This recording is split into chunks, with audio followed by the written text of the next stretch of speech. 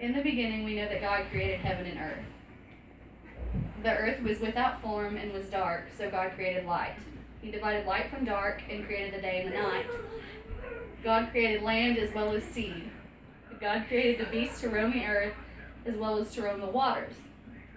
We know all these things from the opening book of Genesis, but where did we get the book of Genesis? Where did the Bible actually start?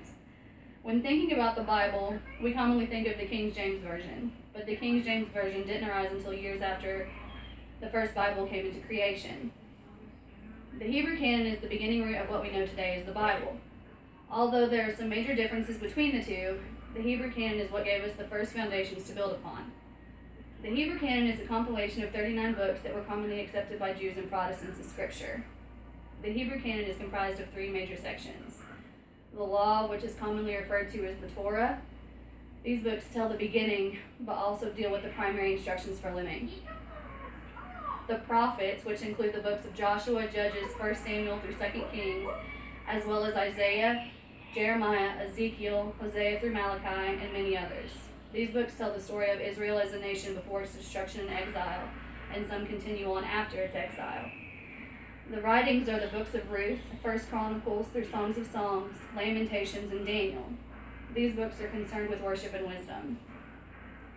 The Apocrypha, or the deuterocanonical books, were volumes largely written in Greek. They were composed during the Second Temple period and were additions that did not make their way into the Hebrew canon. Within these books are histories such as 1st and 2nd Maccabees, as well as some longer continuations of some of the canonical books, such as additions to Esther and Daniel.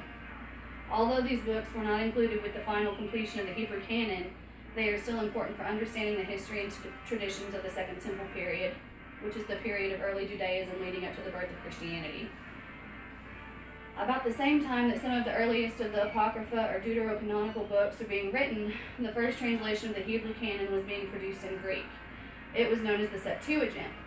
This project was initiated by the Jews of Alexandria, Egypt, and it was necessary because they wished to read and study their holy texts using the same language that they used every day, especially since Hebrew as a spoken language was declining.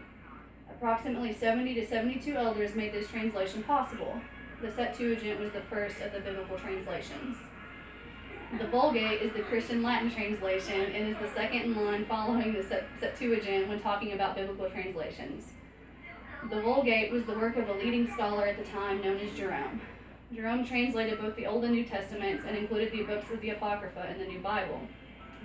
Jerome's Vulgate was produced under post-Damascus in the early 380 CE, and he continued to work on it after 387 CE.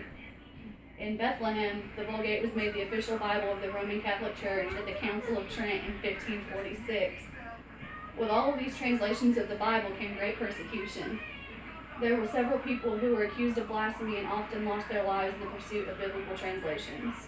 One of the most famous martyrs of this era was Martin Luther. Martin Luther came to reject many of the teachings of the Roman Catholic Church, and because of this, he was later exiled. Following Martin Luther, William Tyndale was well known for his translation of the Bible into English. Because of this act of so-called heresy, the King of England had him arrested and jailed for over a year. Tyndale was finally sentenced to death by strangulation, and then his body was burnt at the stake and thrown into the river. In England, as part of this movement for biblical translations being produced, James I commissioned a group of 30 scholars to create a standard, authorized version for use within his kingdom. Thus, the King James Version Bible was born. The King James Version was published in 1611.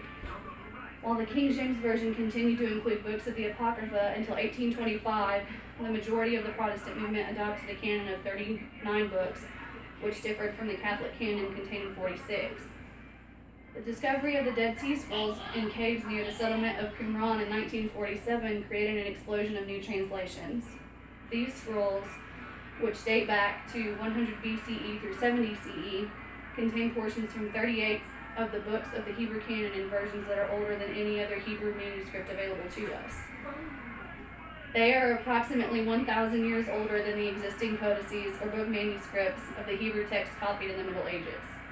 While the Dead Sea Scrolls do demonstrate that several versions of the biblical books existed prior to the canon, they have not revealed any major contradictions or provided materials that were required a radical rethinking of the biblical message that we know today. In conclusion, we have learned that the Bible did not originate in English, and that the King James Version wasn't the first of its kind. We also know that even the Bible itself has made many different journeys to what we know it as today. Within translations, there will always be phrases that aren't translatable into another language. So a lot of that has resulted in many of the newer or more modern versions of the Bible that we know and love today, such as versions like the New International Version. Most importantly, we know the history of the Bible, and because of that, we are more capable of understanding the Bible to its entirety.